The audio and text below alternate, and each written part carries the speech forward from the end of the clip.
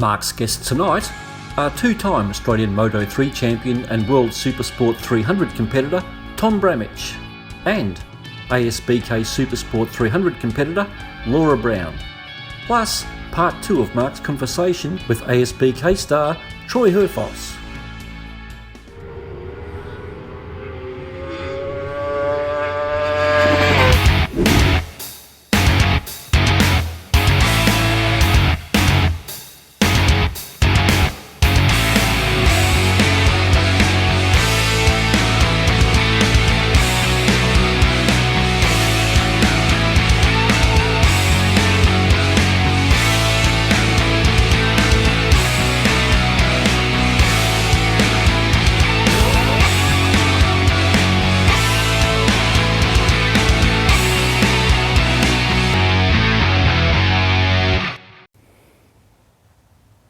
Welcome to another episode of Let's Talk Motorsport.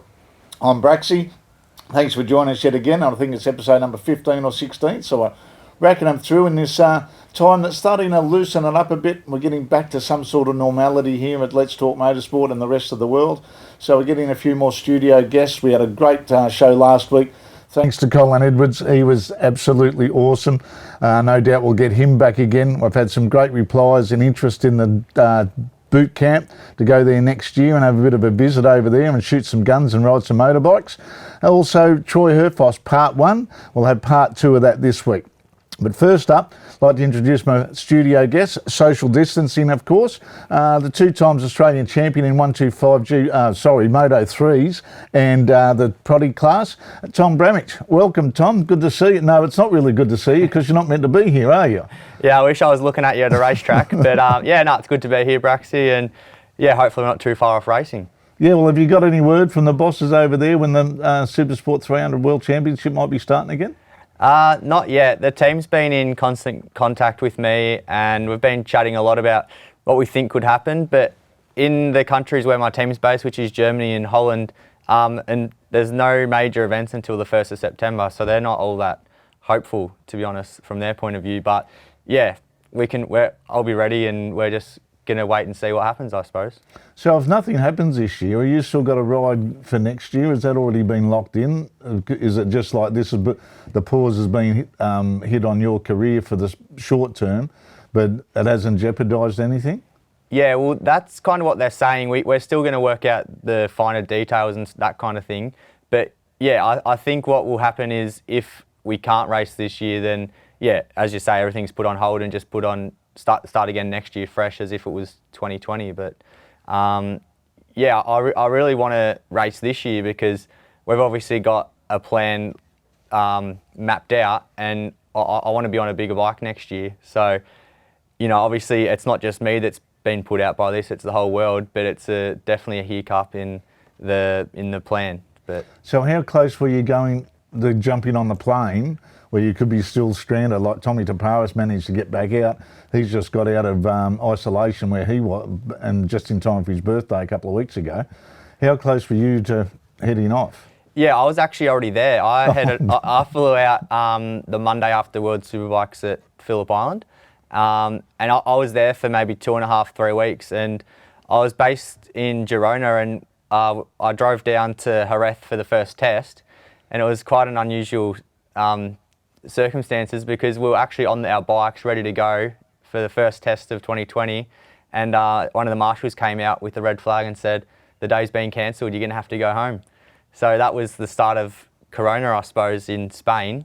And yeah, the next day I got a plane home to Melbourne because I didn't want to be stuck in Spain, really. Yeah, well, they're lucky you got out in time, actually, because being stuck anywhere over there would have been pretty traumatic, actually. Yeah, no, I definitely didn't want to be stuck in that country while, a pandemic's going on. So yeah, definitely happy to be home. Now, what's it done because you can't ride, do you get depressed? Do you get anxious? Do you get frustrated? Or because that's what you live for, is to go ride the motorbike. Yeah, well, I suppose a lot of motorbike riders want it to be their career like me. And so when something like this happens, you're in no man's land. Like, you're not having a normal job and going to work each day, but you're not riding motorbikes either. So yeah, it's a bit it's frustrating because you want to ride, but at the same time, I think most people are very reasonable about this, and this doesn't happen every year. You know, this has never really happened in history. So, yeah, I think most people are understanding, and when it can all get back on track, I'm sure everyone will be ready to go. All right, well, speaking about on track, let's catch up with part two. We'll come back. We've got Tom with us in the studio for the entire show. So we'll come back and have a bit more of a chat about what he's doing now and what he was doing in the past and how he got to where he is. But in the meantime, we'll catch up with part two of Troy Herfoss. Last week, he gave us a bit of an insight into his upbringing, the dirt tracking, and then how it led into the road racing. This week, he talks more about how he got into the road racing and the success he's achieved. So take it away, Troy. Yeah, it was pretty good. And then the doors to overseas opened up from that, if I remember rightly, didn't they? Yeah, I done the next year on the Superbike with Phil, and I had a great year. I didn't win any races, but I got a lot of pole positions. A lot of podium positions, and I was able to, almost hang on to the back of the winning rider a lot of the time. I never quite had the speed to win any races, but finished third in the championship and got the opportunity to go over to Germany to race with the BMW team, and at the time I just thought, I'd been progressing quite quickly, and I just really wanted to be overseas and make sure, being that I started road racing when I was 21, 22 years old, I felt I needed to get straight to the World Championship as soon as possible, and so I went as soon as possible. 2012, I went over my second year on a Superbike and done a year in the German Superbike Championship. So how did that, well, obviously it didn't plan out the way you wanted to, so it must have been a bit of a pill to swallow to get into the real world, I suppose, and go, oh, it is a bit different over here. Yeah, it was. It was at that point in my career, being in junior dirt track, senior dirt track, supermoto or road racing, if I was always a respectful young guy, and if I'd raced the bike fast, if I won races, if I'd met the team's goals and whatnot, then you further your career. And I went to Germany. The only reason I got the ride was because another guy had brought some money to the team and gone elsewhere before the season started. So they really had no choice. They had no one else to put on the bike, and so I got the start. I was riding for nothing. I was living in town, working for the team, and driving the motorhome around for him, and learning every track as I went. And it was going real well. I was on the front row most of the time. I was doing real well, and I got sacked 2 rounds to go. For really like nothing. It was just it was pathetic, really, and that was it. I spent the rest of the year trying my best to find a ride, but I had no money at all. Literally no money. I had enough money to rent a car, and I was staying in that car when I didn't have a friend to stay with, and I went over to England and done a BSB race on a lower end Aprilia team, and it went terrible. They were supposed to pay me a little bit of money to keep me afloat, and I spent a fortune going across the water every weekend to race the thing, and they didn't pay me, so I was even more broke, and went back over to Germany and rode on a Honda, which was actually a lot of fun. I rode on a really top Honda team in German Superbike, and it was actually the last round of the year, and it was Carl Mugridge's last ever race.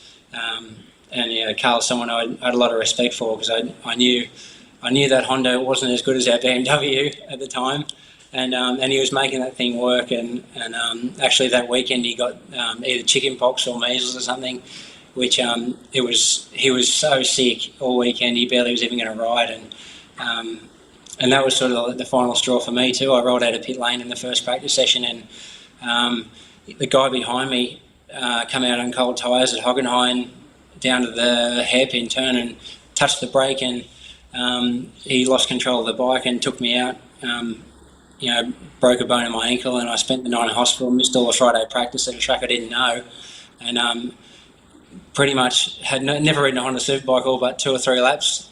I got off the crutches, got on the bike, rolled out, learnt the track in qualifying, and then went and raced it. And I finished that event pretty bruised and battered, but still keen to race. And at least I thought I was pretty keen to race at the time. I actually got myself a contract with another team in Germany for the following year, and it was a good ride. I probably, maybe I should have went and done it, but I come home and thought, I'm going overseas. I've got no money. There's no potential to make any money for me in this coming year, and I'm not really enjoying it. And I felt like it didn't really matter how fast I rode the bike or how well I carried myself as a person. Unless I had some sponsorship behind me, I wasn't going to go anywhere, and that's such a typical story in racing, unfortunately.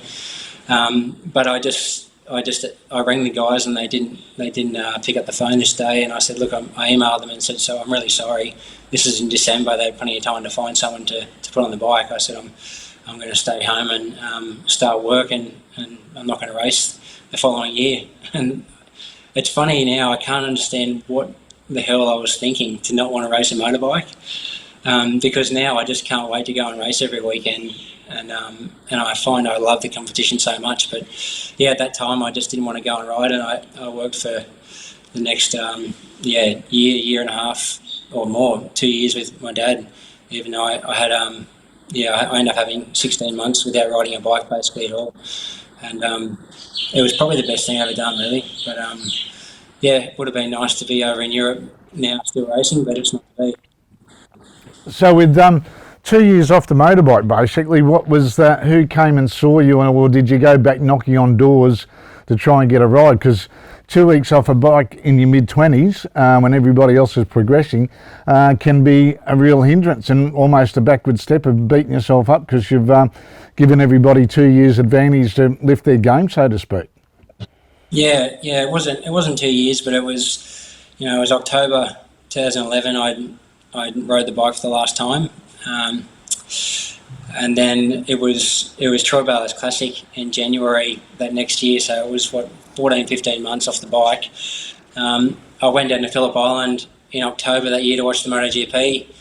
I'd been following the results in ASBK, and watching the races and stuff, and it was every race that would go on, I'd get a little bit more bitter, and I'd think, I reckon I could do that. I reckon I could be that guy. Or, I thought it's just typical, you're yard sticking and you're living in the past, really.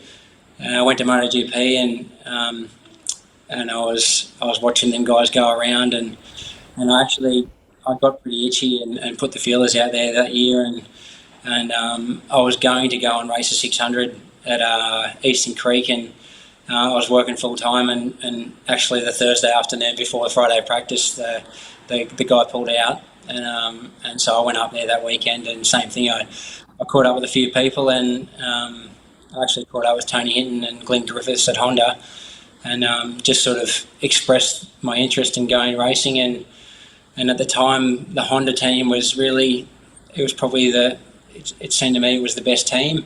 They were racing ASBK, and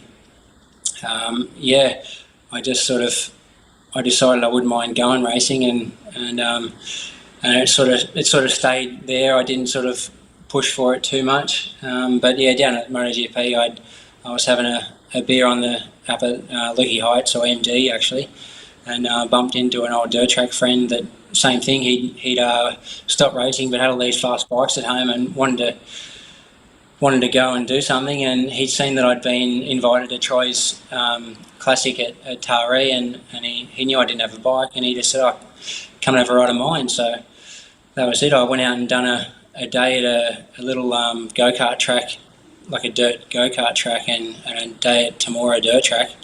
And we went to Troy Bayliss Classic, and as soon as I went out on the track at Troy Bayliss Classic with all them other riders and raced in a competitive atmosphere again, I knew that I'd made a bad decision to stop racing.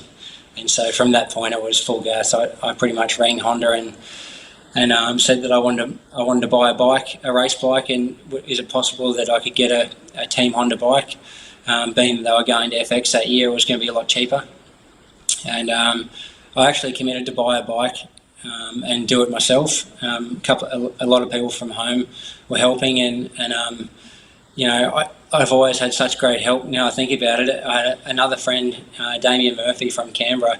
He'd been riding Honda Superbikes for a long time, and I knew he had a Honda Superbike, and he just had a young child and had been doing a bit of go-karting and stuff, and I just rang him up and said, mate, I'm going to race this following year in 2014, and the bike's not going to be ready until basically, like, it's pretty much not going to be ready until the day of the race. So I need something to practice on, and I can't afford it. And he was like, mate, whenever there's a day, I'll drive down and we'll do a few laps together. And I'd done a couple of track days on his bike, and then the bike was not going to be ready for the first round really. And Josh Hook had hurt himself at Phillip Island at the first round of the Australian Superbike Championship. And Paul didn't have my bike ready because there wasn't any in the country with the new SP models, and they put me on Josh's bike, and that was it. I was back racing again. And you haven't really taken a backward step since then, have you? No, that weekend went as good as I could have hoped. I was 15th on day one in Friday practice, and the qualifying structure was there was 3 races on the Saturday, and the fastest lap of the 3 races got pole position for Sunday. And the last lap of the last race on Sunday, I got the fastest lap, and I started my first race back from pole position. And then what have you done? A couple of championships within a couple of years of each other when you came back to ASBK. Well, you did well in FX in, what was that, 2015? And then back to ASBK in 2016. Yeah, so I done 14, 15 ASC, the Australian Superbike Championship. The first year back, I finished sort of 4th or 5th in the first, 6 or 7 races. I was so rusty. I had track speed, but I couldn't pass anyone. But by the end of that year, I was able to win a few races and 3rd in the championship, and then won it the following year. Won the ASBK Championship the year after that.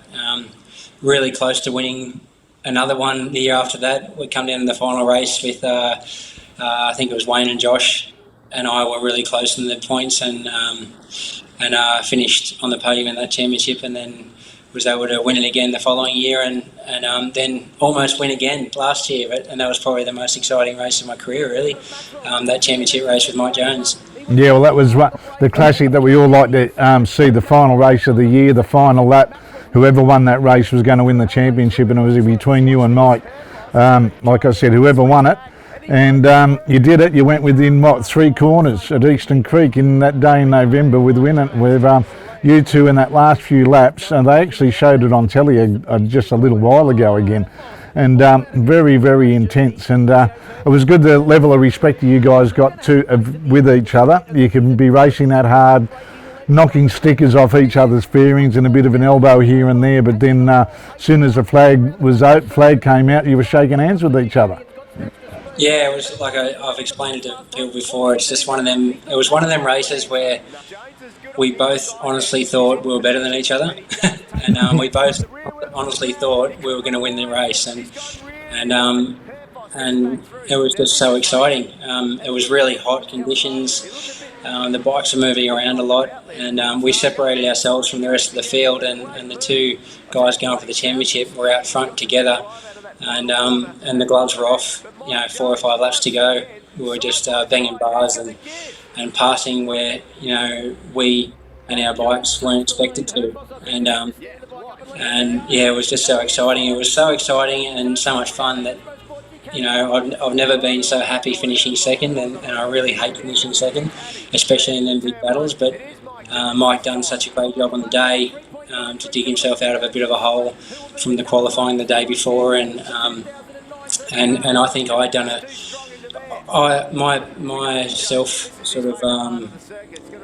thoughts of the weekend, my self-evaluation, I guess, was that I raised to the occasion a lot. I hadn't had the best results there, especially in qualifying, and I was able to qualify in the front row, one of the fastest ever laps around the track, and I had good help from my teammate Marcus, and that made it more exciting for the weekend too. The fact that the team really come together at that round last year. Sean, my crew chief, had a lot of pressure on him because I was asking big things from him. I felt that I felt that in the past that was a track that I could do well at, and we'd struggled with, and he stepped up a lot on the weekend. Everyone stepped up so much. There was just a lot of pressure on him. We come together as a team, and then I was able to do the best race I feel I could have done. Even that pass down into turn 9, like that was never going to happen. Like people often say to me, "Oh, you almost got in there," and I'm like, "Look, that was never going to happen. That was a desperate lunge, hoping that I would scare him to sit enough and come and wide with me. Because if I had to try to make that stick, we would have been on the ground, like Alex Gravel and Mick doing back in the day, I guess. But everyone knows that didn't end well for the guy that took him out. So yeah, exciting race weekend and one I'll never forget. So thanks for joining us, mate. Hopefully we'll have you back on at a better time when we can even get you down here in the studio after Phillip Island round one day and have a bit of a chat as this 2020 interrupted 2020 season unfolds. Yeah, thanks, Braxy. Thanks for having me, mate. Catch you later. Make sure to visit letstalkmotorsport.com.au where you can upload your race bike or car or kart and show us what you've got. It's easy and we want to share your passion with others right here on the show. While you're there, you can visit our YouTube channel with loads of videos to catch up on and follow us on Facebook. letstalkmotorsport.com.au, one destination with the lot.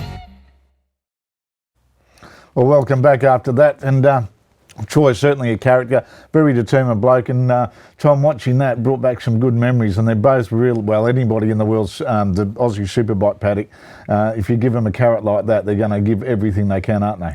Oh yeah, for sure, and all those top guys in the ASBK are absolutely world class, so yeah, to have them on our doorstep and be able to watch them every weekend is an absolute privilege. You reckon they'd go all right in a BSB, or, well, particularly BSB, it's probably the hardest domestic championship in the world, and you've got guys like Scott Redding winning championships, Josh Brooks won over there as well.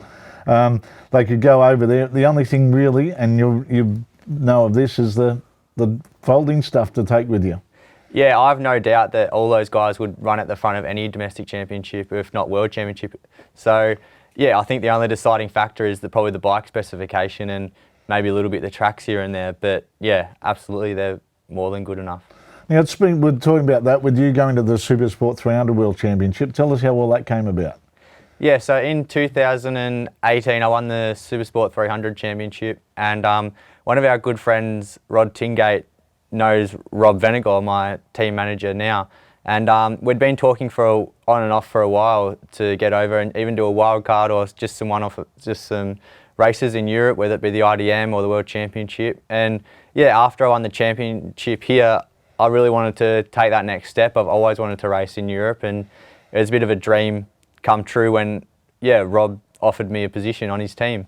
So yeah, in 2019, I headed over and gave it my best in my debut year in the World Championship, and yeah, it's just an amazing experience. Like any way you look at it, with the racing side or the travelling, the teams, the professionalism, the whole thing is just so different to Australia that yeah, it's just a really exciting journey. So yeah, I hope I can continue that soon. Anyway. Well, coming from the Aussie Supersport 300s, when you've been competing in that for a couple of years. It's pretty intense competition. We've seen it. You know, someone's leading with 2 corners to go, they're back in 8th position because there's that many there. How much of a step up was it to get into the World Championship on the similar sort of bikes? Maybe a few different specification changes, but you've got the best in the world from all their domestic. How much more intense was it? Yeah, it's just more intense on every level, I think, because like here in Australia, like when we might do like 110% lap in qualifying, and then you might have to do a few of them in the race kind of thing, but other than that you kind of get sucked along within the group. We're in the World Championship, every single rider is riding at 110% every single lap. So if you lapse or make a mistake or a little bit off the pace, you literally can't make it back up. So just how I suppose it's fierce in that the pace is so hot, and then adding on top of that, everyone there is a champion probably in their own country, so they've all got the racing experience and the racing pedigree that creates that close racing in the 300 Championship. Well, a lot of people mightn't realise, but the 300 Championship is that popular that there is 2 different qualifying and practice sessions made up of 40 guys in each one. That they get the best, and then everybody qualifies. So how, like, I was looking at the times last year, and you were looking at more intensely because you were there and everything. But when you've got 2-3 seconds between 80 guys, because you've got girls as well, because we've got pardon me, a couple of very talented ladies racing here. Anna Koresko winning the championship in 2018 as well. How difficult and frustrating is when we're talking about that spread of lap times, when you consider that there's 12 to 14 corners on a track, when you're dissecting each corner and there's only a tenth of a second here and a tenth of a second there, what's the mindset to go and, like you said, you're riding your hardest every time you go out there, but you've got to be riding at 120% to try and get into that cutoff? Yeah, exactly. Sometimes it's a little bit of a battle within yourself, and you've got to be honest with yourself. I remember in Jerez, I was 1/10 down in sector 1, but in the warm-up, but I was 28th in that sector. And so you like, if it was here, I'd kind of be like, oh, I'm only a 10th down, I'll make that up. But when you're riding at 110% already, you can't make up a 10th. Like a 10th is a lot. So yeah, I just think you just got to be really honest with yourself. And more or less, or most of last year, I always made the top cut for the main race and that kind of thing. But yeah, it is so close that it's really a bit of a mental game, and it makes it even more fierce, like in qualifying and that kind of thing, because if you are on a good lap, you really want to complete that lap to make that count, because in places like Portimao, I qualified 25th and I was 2/10 off making the top 10. So when it's like that, it can be frustrating for sure. Is it hard to make friends in the paddock because it's that intense? No, I wouldn't say. I think everyone's quite young and enjoying the race. They enjoy their racing, Like definitely, you don't get along with some people and you get along better than with others, like here. But yeah, I wouldn't say you're over there to make friends in the paddock necessarily. But there's definitely, with like things like the paddock show, everyone's behind the stage, like chatting and that kind of thing. Like, yeah, there's no angst or anything amongst most of them. Yeah. Now, how many, do you reckon there's many kids, I'd say boys and girls, in the Aussie Supersport 300 Championship? Is there many of them? Because everyone's aspiring. We've got the Benny Bakers, we've got the Johnny Litchfises, we've got all these young kids that are coming through. Is there many of them that you could say to them now that keep on going because you could get there? They've got enough talent between their ears to get there? Oh, for sure. I think there's more than enough talent throughout Australia, and there always has been. It's probably the financial side of the things, which is the biggest hurdle for most competitors. But there's so many guns in the Oceania Junior Cup, which is an absolutely awesome series, and same as the 300. So yeah, there's plenty of talent in there. It's just which one of them can make it work for them. Well, speaking of talent, let's go and have another chat with one of the competitors of the Aussie Supersport 300 Championship, Laura Brown. Well, Laura Brown, welcome to Let's Talk Motorsport, and thanks for taking the time to join us. No worries, great to be here. Thanks for having me. Now, you've got a very interesting story. You're very competitive, I know that, but you're a vet by trade. You did pretty physical. You were a ballroom dancer, and you decided to go road racing, not in a car, but on a motorbike. How did all that happen? Yeah, it's a bit crazy. I guess after being a dancer, then doing vet science, I wasn't challenging enough. So one of my mates convinced me to get a motorcycle and to go racing. How long ago was that? So I think I started about 4 years ago racing, and riding about 5 years ago. My initial introduction into motorcycles, it all happened really fast. I was lucky enough to start riding on the racetrack not long after getting my Ps, and then from there I just got so hooked. You know what it's like, the adrenaline, the competition, yeah. So how long before how many track days did you do before you thought you'd take the big plunge and get on a start grid? So I think I got 6 or 7 months of track days. But when I say track days, I did everything I could possibly do. I did every Sydney mega day I could possibly think of, all the training courses you could do. And then maybe 6-7 months later, one of my friends told me I was fast enough to race. He put together my 250 Ninja road bike into a temporary race bike for me. One round at a club race, and 1 week later I went out and bought my first official race bike. So what was your first impressions after doing ride days is one thing, but then being on a start grid with 20 or 30 other lunatics that we all race with? There is a little bit of difference. Yeah, so I absolutely. Initially, I was told that racing was safer, and that's why I should do it. In hindsight, I don't know if that's true. But racing out there with motorcycles the same size as mine is so very different to a track day. The start grid, the nerves, the possibility of what's going to happen in the first corner. It's just, nothing like a track day. So can you remember I think you can, I reckon you can. I can still remember my first feelings after you finished that first race. Yeah, I can. I remember thinking, oh my gosh, I'm only 2 seconds off that guy that's been racing for however long, and the adrenaline was so much fun. It's just something that I guess that we all know that you just, once you've done it once, you just want to keep on racing and riding. Did you have many troubles with boys trying to be boys, so to speak, and there's the new kid on the block? I think it's funny because, off the track, when you're not on your motorbike, I think that it is different being a female in the paddocks and in the pits, but as soon as I'm on the motorbike and the visor's down, it doesn't matter.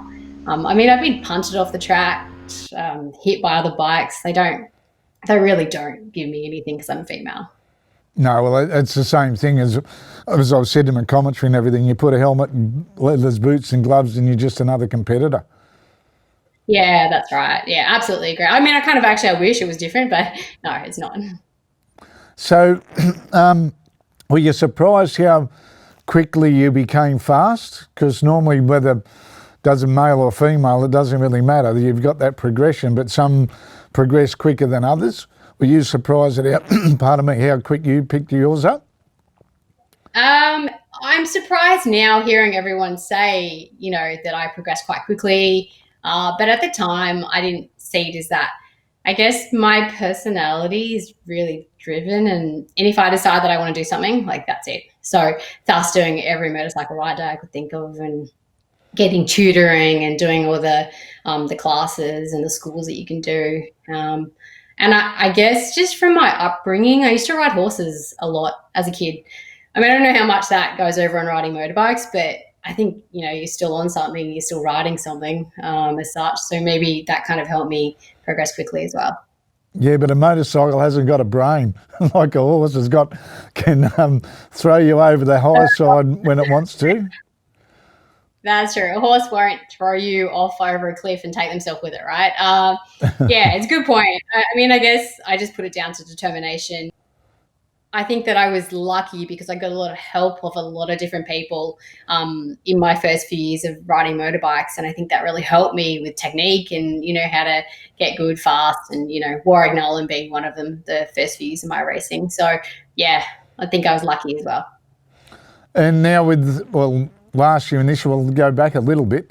I think it was 2 years ago, you actually got the lap record at Phillip Island, probably one of the fastest racetracks in the world, and you got the Proddy lap record. Yeah, that was definitely one of the highlights of my careers, and I believe that was the first ASBK race I'd ever entered. So very exciting, and I think that was my first race back from injury after breaking my femur. So the whole thing was quite amazing, and I'll probably never forget it.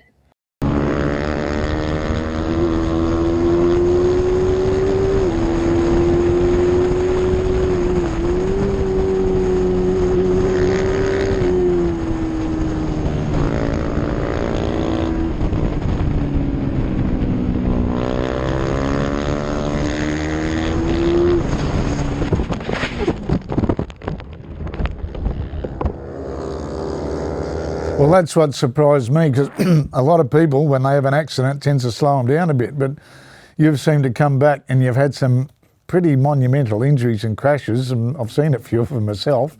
But you've come back and you said you're determined. I think the more you get hurt, the more determined you get. Yeah, I mean, I think that the process of going through injury and having to heal and going through the pain and then recovering just to be able to walk again or use your arms again and then getting back on the bike and going fast again. I think I'm just used to doing it now, to be honest. I haven't had 1 year of no injuries. And if I don't get injured this year, it'll be my first year where I'm injury free. Maybe some of that due to the corona. In any case, I think it's just about determination and wanting to get back on and go faster. So you never had any thoughts of going, oh, this is too hard. You don't want to keep injuring yourself and everything?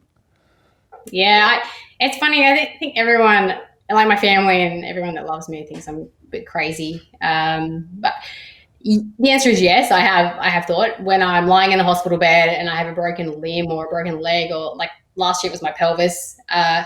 Definitely those thoughts go through my head, and I think, man, what am I doing to myself? But I think a part of me trying to get better and rehabilitate quite quickly is the fact that I miss riding so much and I want to get back on the motorcycle. So as much as it hurts me, it's kind of a driving force for me to get fit again and get back on the bike.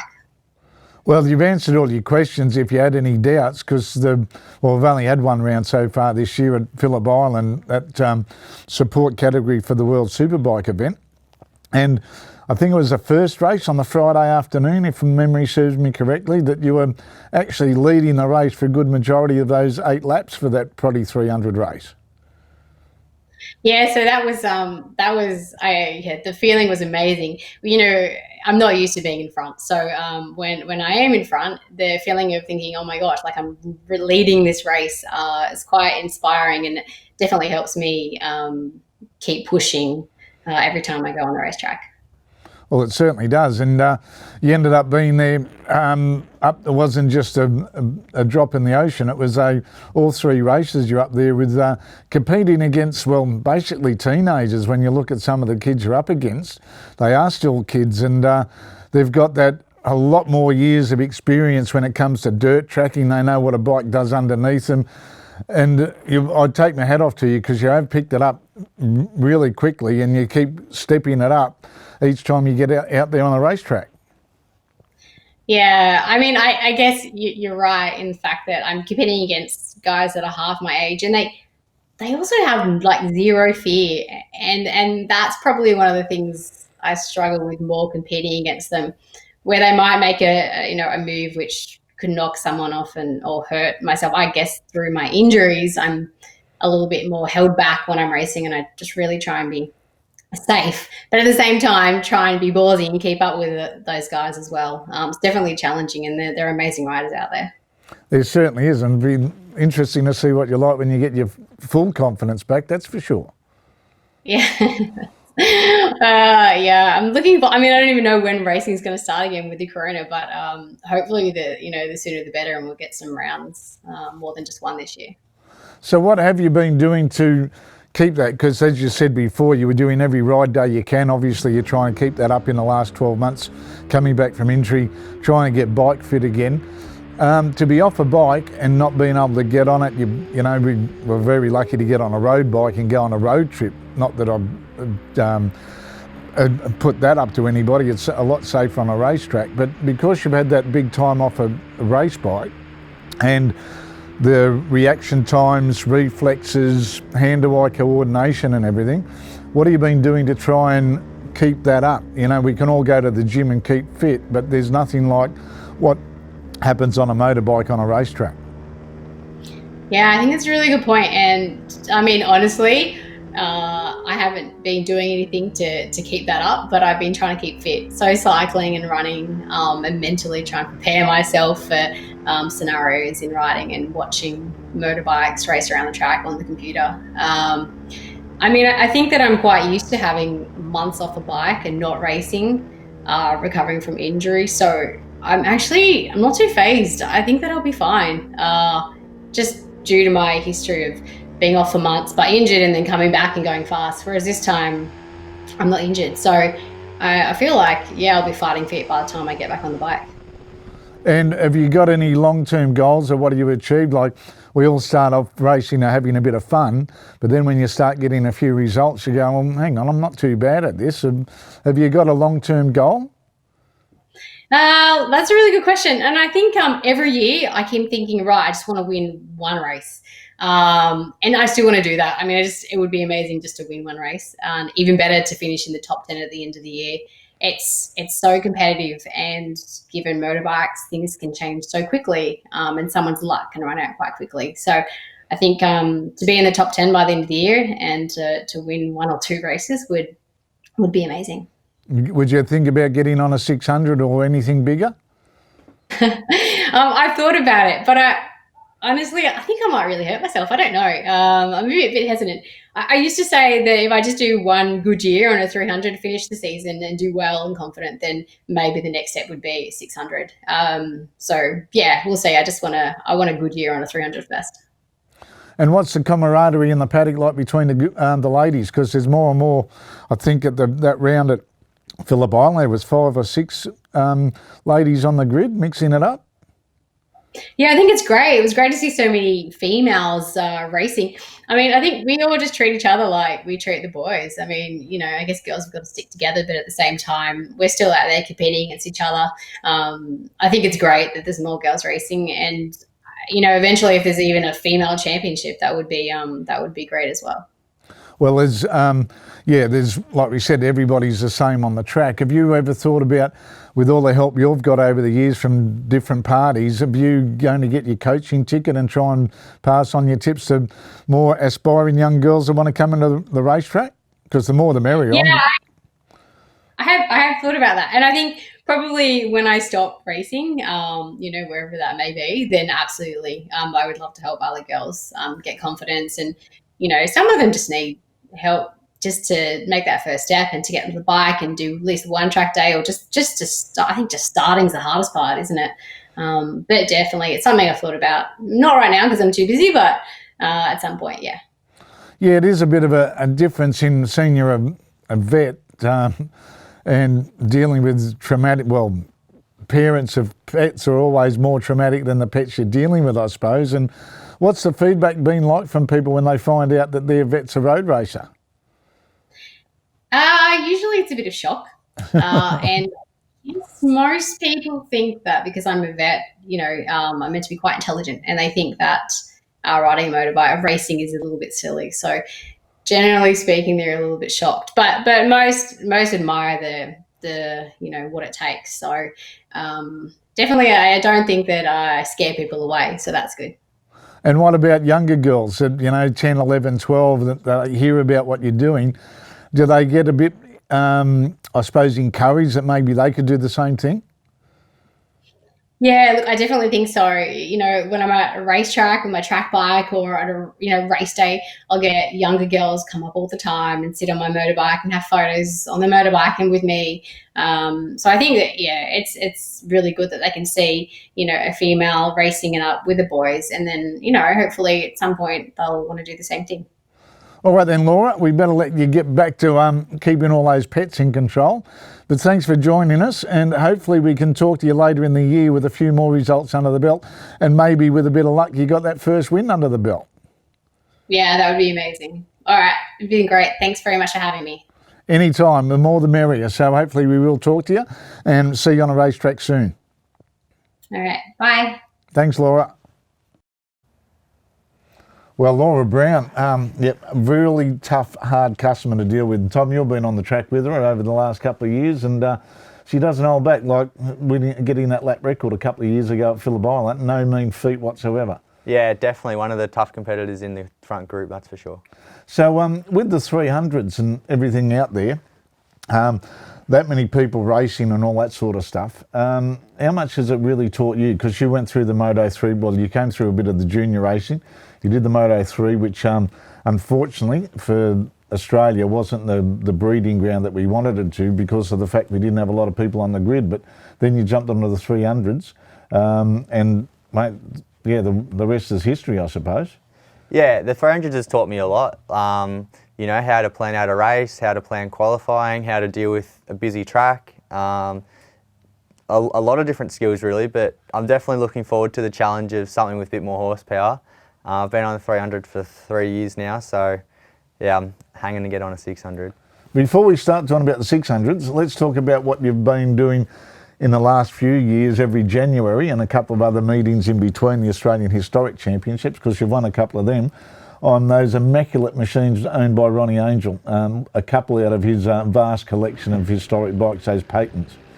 Yeah, and the KR350, I think it was too, wasn't it? Old Kawasaki? Yeah, I've had a spin on a KR350 at the Island Classic, and yeah, but more so the Patent 500s in the, I think it's a Period 4 and a Period 5. So yeah, Ron keeps them absolutely immaculate, and they've been one of the best motorbikes I've ever ridden, to be honest. They're brand new, and just everything about them is perfect. Like they're a racing machine. So yeah, I enjoy the classics. Every for the last maybe 4 or 5 Island Classics I've raced, and we've had a lot of success there, which has been good, and yeah, a few Aussie titles along the way as well. So it's always a good meeting, and yeah, it's good. It's just a good, passionate meeting. All the competitors there are there because they love their motorbikes. So it's something good to be a part of. Well, Ron, he's got the V8 Motor Guzzi. He's got all the bikes there that just you can walk around for hours. I know he's invited me into his garage out there where he lives, and he said no photos, and I can understand that. But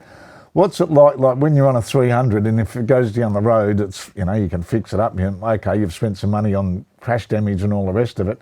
But what's the pressure like when you jump in on one of those bikes there's basically very, very few of them in the world, and particularly at that level of preparation? Yeah, at the start I definitely felt a bit of pressure, but Ron only goes to the racetrack to win, and if you want to win, you've got to ride as hard as you can. So he understands that if I agree to ride the bike, I don't want to care if I crash it. I will ride it or race it to hopefully its potential. So, but I have had one incident where I got taken out at Phillip Island on one of the patterns, and yeah, it wasn't nice to see. You're running to hide in the bushes or something?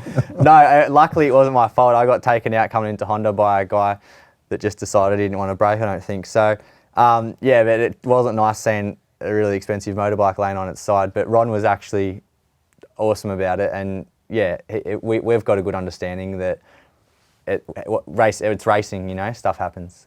So will you be keeping that aside to do a bit more classic racing during the year? Because I know, well, hopefully we can get to the Aussie Historic Championships at Mac Park. I think that's in October.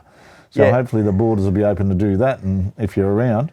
Yeah, for sure. I think Ronnie's put a few things in the pipeline to get, we just need to do a bit of maintenance on the engines, on one of the motors, on the patterns. So yeah, I know he's keen to race in Mac Park, but yeah, it just depends on the regulations and that kind of thing, I suppose. But yeah, for now, I didn't race this year at the Island Classic, and yeah, I've got a lot of focus on my career, I suppose, rather than racing classic bikes. I enjoy it, but I definitely want to be racing in Europe and, you know, pushing forward on that front. Yeah, well, I suppose you've got to, you know, without a lot of spot, Ron's been helping you in the classic racing, but you've got, I think Carl Cox has helped you out too. Didn't you come under his wing at one stage, the big boy? Yeah, Carl's been great. I've been with Carl for 2 years now, and the Carl Cox Motorsport team have been absolutely unbelievable in the amount of support that they've shown me, and, you know, just their advice and financial backing has been unbelievable. So I'm very lucky to have Carl as one of my major sponsors, along with some other key sponsors such as Fuss Sport, who also sponsored the team, the Carl Cox Motorsport World Championship team, and Apex Steel, a local steel company in Dandenong. So yeah, just a few of my sponsors, but without those crucial investments, yeah, I would definitely be on the track. Well, it's good to see, like you said, a local company from South Melbourne, Apex, there getting in there and helping out, because it's very rare that you see companies that bite the bullet here in Australia when you're overseas. They go, well, what's in it for us? Yeah, exactly. And Joe and the team at Apex are great, and they also sponsor Dave Reynolds, the V8 supercar driver. So, and they're just real motorsport enthusiasts. I love going down to the factory in Dandenong and looking at all their race cars, and they've got actually a full race workshop on site, which is awesome, and a fair collection of bikes too. So yeah, it's always good fun going down there, and we sometimes get to go for a spin on the bikes, and yeah, it's nice. And yeah, I'm definitely very lucky that they understand what it takes to race in the World Championship, and they're only more than happy to help me get there. So We might have to get Let's Talk Motorsport down there and have a look at the factory. Sounds like a very tantalising thing to get into. yeah, for sure. Nah, Joe would be great. Now, and that'd put a smile on your dad and mum's face too, because, well, without them, and you've been the eldest of the 4 boys, and you had young Ben, he went racing for a while, so I suppose your dad breathed a sigh of relief when you get people like this coming along. Yeah, definitely. Mum and Dad have been strained for a while now, you know, with, I've got 3 younger brothers, as you say, and Jackson and Mitch, they're footballers and workers now, but Benny, he rode for a little bit. So, yeah, two races is an expensive thing for a family. So, yeah, they're definitely relieved. But yeah, I couldn't be more thankful to them. They've never held me back, and they've always tried to, you know, push me forward as much as they can. And yeah, they're my biggest supporters to race in the World Championship. So, yeah, definitely thankful for all their support. Well, now let's look into the future. You said you'd like to get onto a 600 in this time when there's no racing going on. I know Broadford was supposed to open this weekend or last weekend.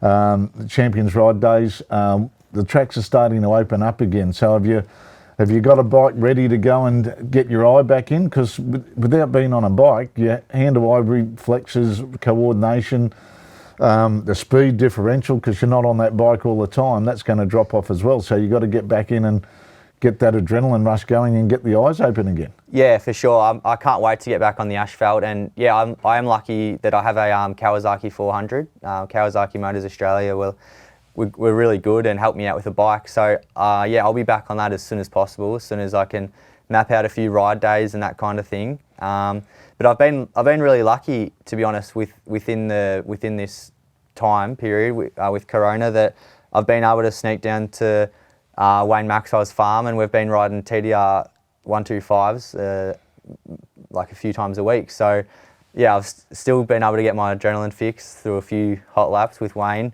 But yeah, I can't wait to get back on the track, and just the feeling of riding a motorbike as fast as you can again, nothing will replace. Is he one of those guys, don't get in front of me or I'm taking you out? Oh, G'day, Wayno. Nah, he loves it. Like, we go bar to bar every couple of nights a week. So yeah, I think he would hate it if I didn't try and pass him and put him up the trees or something like that. So no, we have good fun.